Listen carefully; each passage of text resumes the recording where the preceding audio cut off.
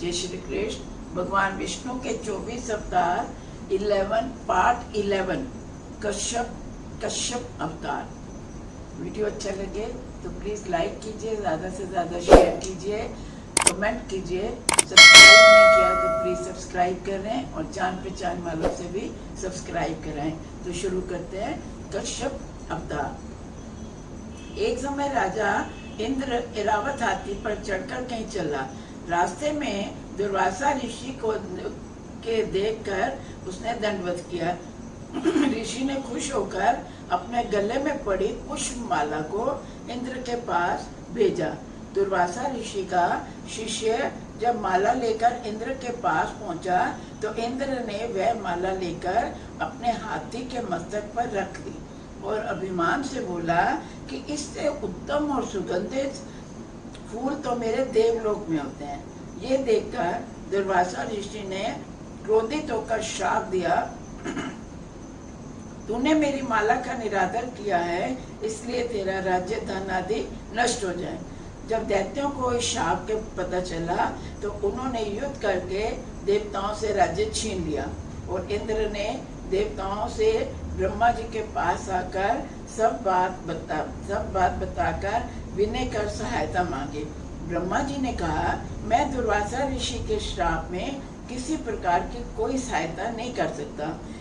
हम नारायण जी के पास चलते हैं, स्तुति करते हैं और नारायण प्रकट होकर उन्हें दर्शन देते हैं। नारायण जी कहते हैं, इस समय दैत्यों की दशा बड़ी बलवान है और दुर्वासा ऋषि के शाप से देवता निर्बल हैं। अब यही उचित है कि देवता दैत्यों के पास जाकर प्रीति करके क्षीर समुद्र मध्य मंदराचल पर्वत को मथानी बनाकर और वासुकी सर्प की रस्सी बनाकर समुद्र में अमृत आदि अति उत्तम 14 रत्न निकालें।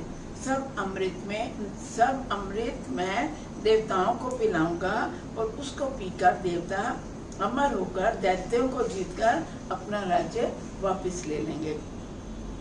तुम सब देवता दैत्यों से प्रीति करके अपना कार्य निकाले। जो लोग परमेश्वर की शरण में रहते हैं उनके सब कार्य पूर्ण होते हैं। ये आज्ञा देकर नारायण जी वैकुंठ को पधारे। उनकी आज्ञा से देवता लोग दैत्यों के राजा बलि के पास जाते हैं। राजा बलि ने मन में विचारा, ये सब देवता तो मुझसे शत्रुता करते हैं, आज सब बिना शस्त्र मेरी शरण में आए हैं, इसलिए ये लोग जो भी कहें उसे अवश्य मानना चाहिए। राजा बलि ने उनके आने का कारण पूछा। इंद्र बोला, हम तुम देवता और दैत्य कश्यप जी के पुत्र और भाई भाई हैं। सो हमने विचारा कि कुछ ऐसा उपाय करें कि वृद्धापन व मृत्यु न आए। इसी इच्छा से ब्रह्मा जी के पास गए। वे हमें नारायण जी के पास ले गए। उन्होंने हमारी विनय सुनकर कहा कि तुम राजा बलि आदि दैत्यों को साथ लेकर क्षीर समुद्र को मथो।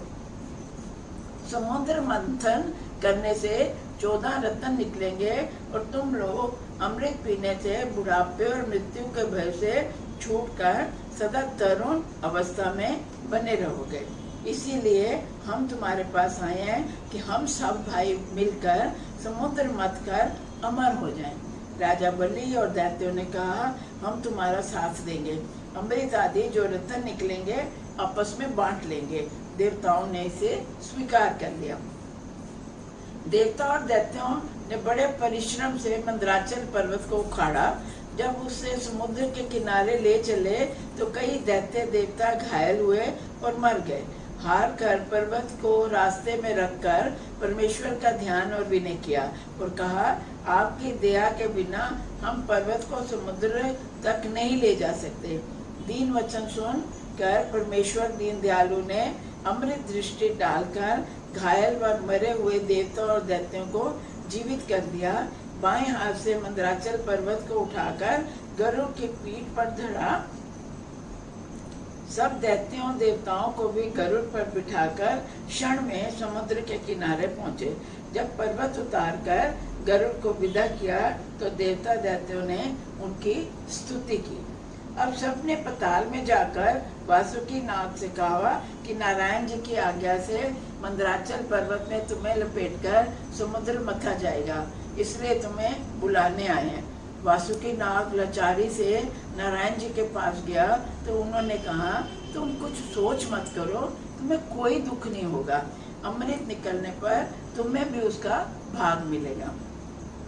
देवताओं और दैत्यों ने वासुकी नाग से पर्वत लपेटकर समुद्र में डाल दिया तो पर्वत पानी पर न ठहरकर डूबने लगा। तब देवताओं और दैत्यों ने परमेश्वर से विनय किया, हे महाप्रभु, पहाड़ पानी में डूबा जाता है, हमारा बल कुछ काम नहीं करता, समुद्र कैसे मथे। ये वचन सुनकर नारायण जी ने कच्छुआ का रूप धारण कर लिया। वह कश्यप रूप 1,00,000 योजन लंबा व चौड़ा था। उसने पर्वत को पीठ पर उठा दिया। जब वह पहाड़ जल पर ठहर गया तब भगवान ने देवताओं और दैत्यों से कहा कि पहले तुम गणेश जी का पूजन करो, तुम्हारा कार्य सिद्ध होगा। देवताओं और दैत्यों ने गणेश जी का पूजन किया। फिर नारायण जी की आज्ञा से देवताओं ने वासुकी नाग का सिर पकड़ा और दैत्यों ने पूंछ पकड़ी। दैत्य लोग कहने लगे, हम किसी बात में कम नहीं है, हम अशुद्ध अंग को क्यों पकड़े। तब भगवान ने कहा, चलो तुम वासुकी नाग का सिर पकड़ लो, देवता उसकी पूंछ पकड़ लेते हैं। दैत्यों ने सिर और देवताओं ने पूंछ पकड़कर मंथन शुरू कर दिया। दैत्य जब वासुकी नाग को सिर से खींचने लगे तो उसकी फुंगार से ऐसी ज्वाला निकली कि उनका सिर जलने लगा। जब दैत्यों ने ये कहा कि हम पूंछ पकड़ेंगे तो नारायण जी ने कहा, नहीं, तुमने सिर अपनी इच्छा से पकड़ा।